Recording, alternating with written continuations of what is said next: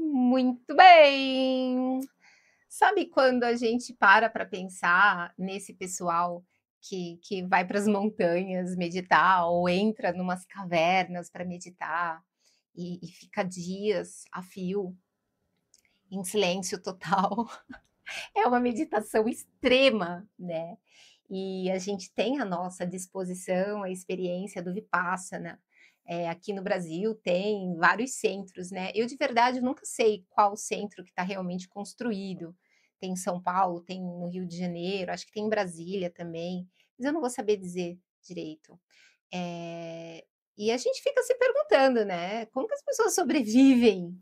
São mais de 100 horas de meditação, são 240, horas em silêncio, não pode falar, não pode escrever, não pode olhar no olho da pessoa, não pode gesticular, não pode ter contato com o mundo externo. E eu fiquei pensando, né, como é que eu sobrevivi a isso? Porque eu sou muito aventureira, eu falo demais da conta, eu falo até pelos cotovelos. Eu gravei um vídeo aqui, o vídeo dava eco de tanto que eu falava. Como é que eu sobrevivi a isso? E eu falei, eu vou gravar um vídeo. E aí eu me dei conta que mais do que como é que eu sobrevivi a essa confinação, esse confinamento, é como que eu sobrevivi ao que veio depois. E eu acho que isso é o mais interessante, porque depois que você passa por um treinamento monástico de meditação, porque não estou falando de uma doutrinação, não fica ninguém falando o que você tem que acreditar, o que você tem que fazer. É uma experiência de olhar para dentro, para as tuas sombras. É uma oportunidade que a vida nunca te deu, que a vida em sociedade não é essa nossa, essa nunca te deu, de ter silêncio, respeito, possibilidades para olhar para dentro. E quando você faz isso, tudo muda na vida. E veja, aqui eu vou falar da experiência pós-Vipassana, mas você pode passar por essa experiência na tua casa fazendo as pequenas práticas de mindfulness. 5 minutinhos, 10 minutinhos por dia. Se você já tem algum treino, 20 minutinhos por dia, vamos lá. Por quê? Porque tudo muda. A vida vai ganhando outra dimensão. Quando eu terminei o meu curso, meu primeiro curso de Vipassana, eu estava viajando, eu era estudante de direito. Eu estava na dúvida se eu largava a faculdade de direito. Meus amigos, eu amava os meus amigos, mas eles eram liberais demais para mim e de direita demais para mim. A gente estava numa época de estágio. Eu estava no quarto ano do direito já, e a gente tinha que fazer estágio. E eu estava no Triângulo Mineiro, é um lugar onde tem muito conflito agrário, tem muita escravidão lá, muitas pessoas são raptadas, elas são convidadas, né? Pessoas do Nordeste, principalmente, né? Da grande seca, da grande pobreza, eles são convidados para enriquecer no Sudeste. Aí eles vão lá para as fazendas do Triângulo Mineiro, por exemplo, para ficar ricos. E aí, quando eles chegam lá, eles ficam sabendo que eles têm milhares de dinheiros, de dívidas, então só quando eles pagarem toda a passagem, toda a comida, toda a hospedagem é que eles vão poder sair. Só que eles teriam um salário de miséria, não vai pagar, eles são escravos. Então tem muita morte. E os meus amigos, eles. E eu também, né? A gente era constantemente convidado para fazer estágios muito bem remunerados, nos escritórios, né, de advocacia que trabalhavam para estes latifundiários. Então, a gente ajudava a escrever processos para liberar a vida dos assassinos, né? Então, tinha muito conflito, tinha muita morte matada. Nós sabíamos que eles eram escravos, mas a gente recebia muito bem para liberar os assassinos, porque eram o que eram. E eu não dei conta disso. Eu entrei num conflito existencial muito grande. E aí foi graças à faculdade de direito que eu consegui enxergar a imensa desigualdade social do Brasil e do mundo, e como é fácil a gente se vender por dinheiro, né. Os meus amigos não era que eles não tivessem coração, pelo contrário, eram pessoas incríveis, mas os pais deles esperavam que eles prosperassem, a sociedade esperava que eles prosperassem. E se todos os nossos professores, promotores, né, estavam tão bem de vida e ensinando como fazer aquilo, por que não? E assim a gente vai tocando a insanidade do mundo. E aí eu saí nessa viagem e conheci o Vipassana. Foi com certeza uma experiência muito desafiadora. E eu estava naquele conflito existencial. E quando eu saí, eu tive 3 situações que me fizeram enxergar que aquela maluquice daquelas 240 horas em silêncio, daquelas mais de 100 horas meditadas, funcionavam muito.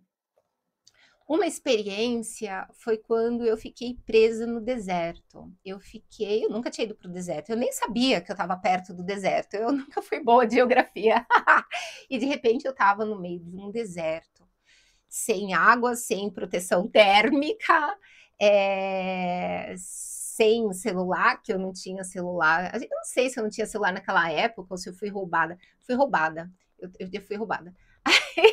Eu não tinha comunicação e eu estava muito desidratada e eu estava com a pele muito queimada já. E eu tenho muita dificuldade com extremos de temperatura, por isso que eu vou para João Pessoa.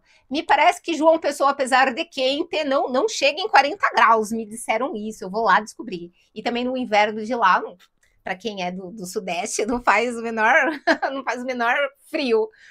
Enfim, eu passo mal com os extremos térmicos. E numa situação eu estava no deserto, com a pele bem queimada, bem desidratada. E normalmente o pânico me tomaria. Geralmente eu tenho muita dor de cabeça, não tenho mais, faz muito tempo que eu não tenho isso. Mas uma enxaqueca mesmo, coisa de ver luzinhas, sabe? Uma coisa tipo alucinação. Eu teria entrado em pânico, eu teria desejado a morte ali.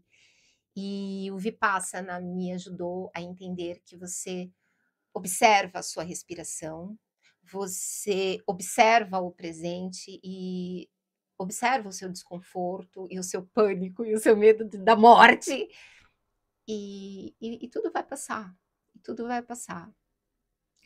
Porque morrer ali na hora não adianta também. E ali foi o primeiro sinal. Foi o primeiro sinal de que eu tinha aprendido uma coisa incrível. A minha segunda experiência, eu estava no outro extremo. Eu, de repente, vocês vão achar que eu sou maluca, né? Um pouquinho, todo mundo é. O que a gente pode fazer? Todo mundo é um pouco maluco nessa vida. No outro extremo, eu, de repente, me descobri no meio do gelo. E eu estava no gelo, todos os lados. Era um deserto, né? Era um deserto de neve, todos os lados, os morros nevados.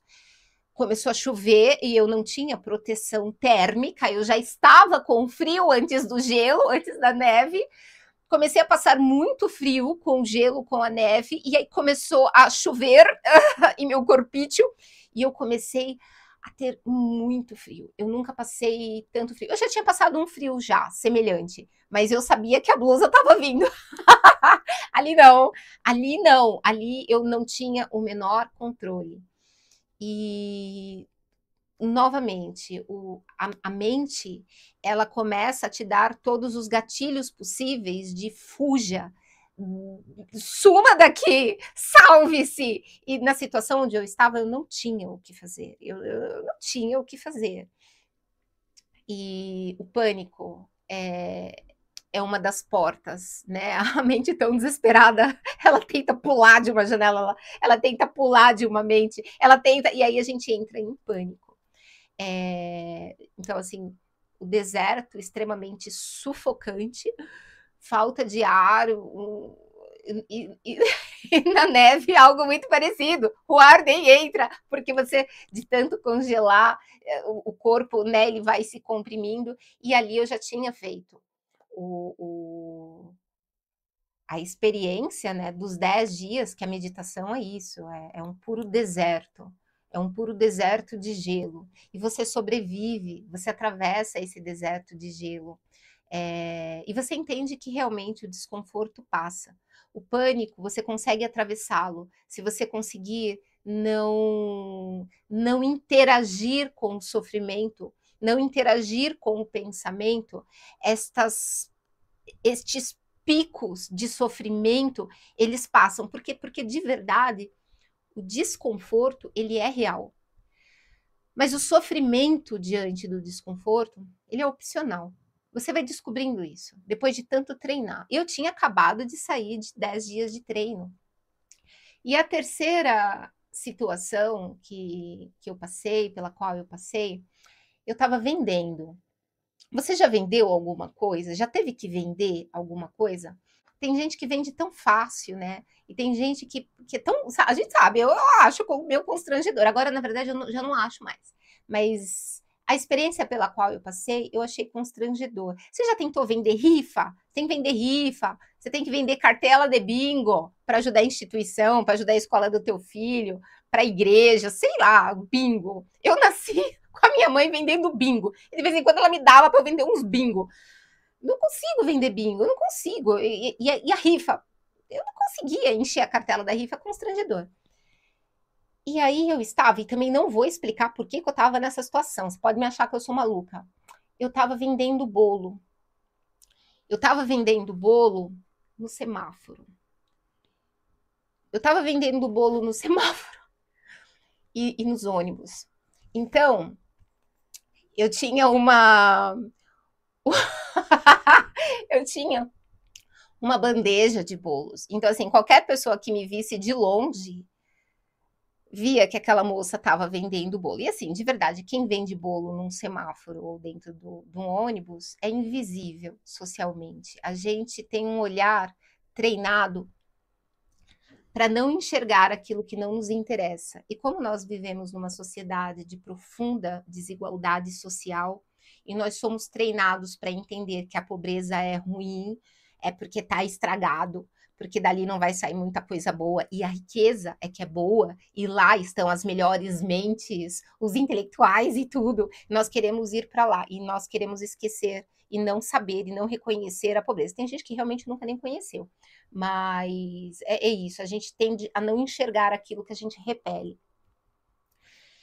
E eu era uma estudante de direito. Eu estudava numa universidade federal do Triângulo Mineiro e a maior parte dos meus amigos eram muito bem de vida. Eu estava em uma das faculdades mais concorridas, né? Então os meus amigos eram muito ricos e a maioria deles realmente nunca nem tinha visto a pobreza. Parte deles nem acreditavam que a pobreza existisse.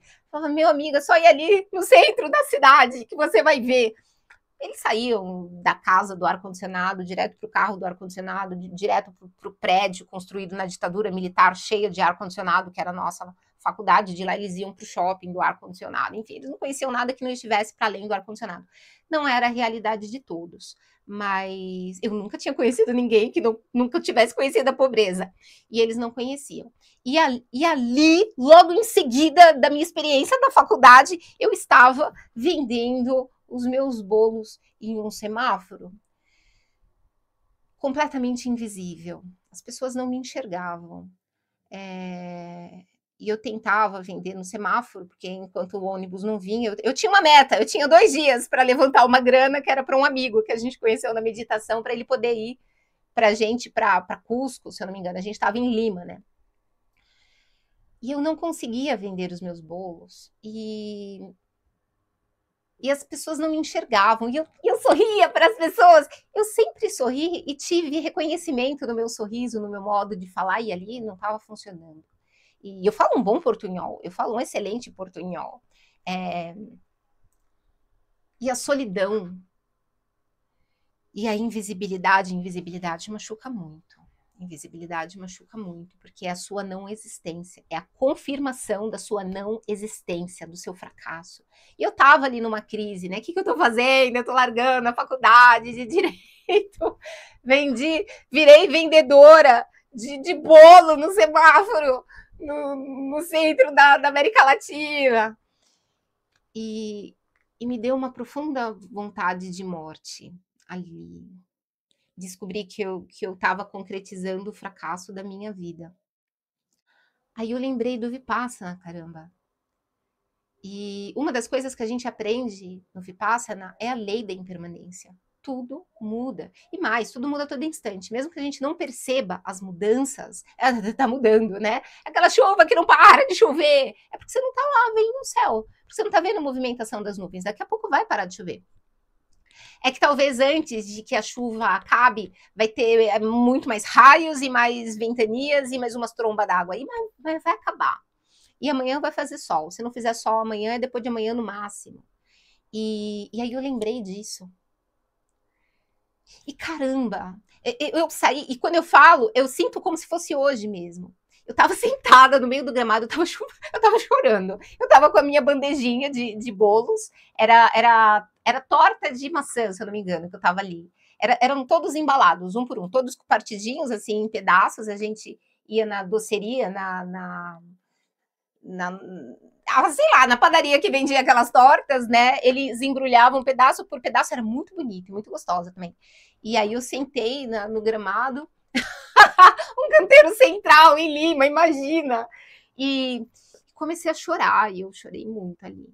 E pensei, né, na minha mãe, no meu pai, que deveriam estar muito tristes porque eu abandonei a faculdade, os meus amigos rindo de mim. Né, foi encontrada morta, estudante brasileira, no canteiro central do Peru, de Lima. E aí aconteceu uma certa coisa lá. Um cara apareceu, tocou uma música muito bonita para mim, e aí eu lembrei do Vipassana. Eu tinha saído do Vipassana há uns 15 dias. E eu falei, vai passar, vai passar. Isso aqui vai passar. Eu só preciso observar o que está acontecendo dentro de mim. Eu só preciso observar os pensamentos. Esses pensamentos não são meus. Eles não são verdadeiros. E eu preciso focar na minha respiração e lembrar o que eu estou fazendo aqui.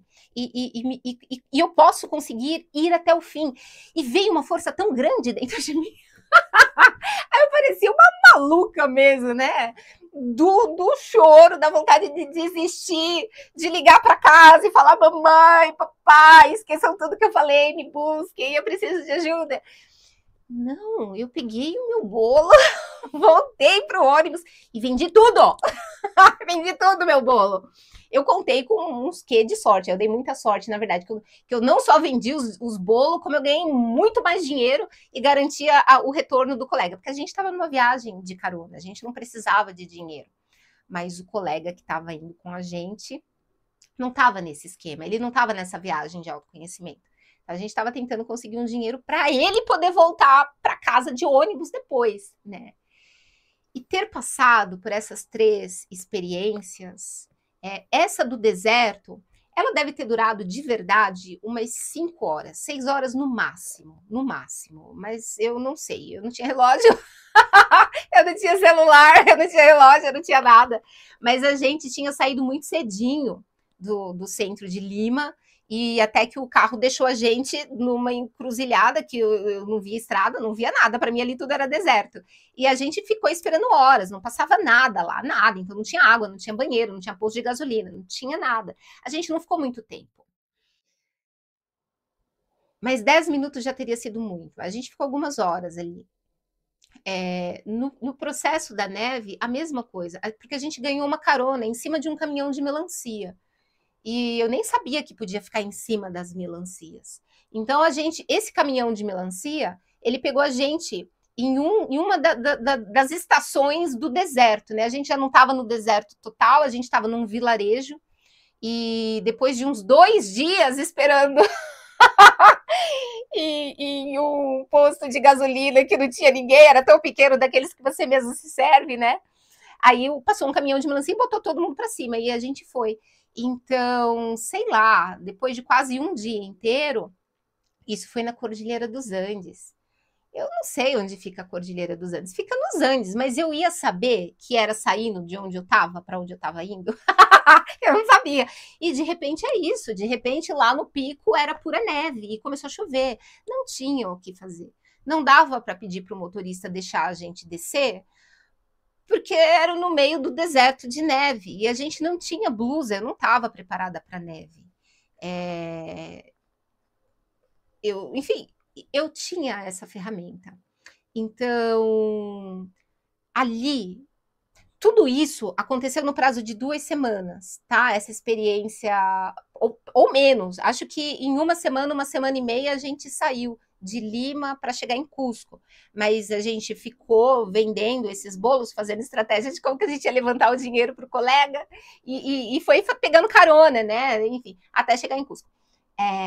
Aí que eu entendi que a meditação não se trata de sentar para meditar.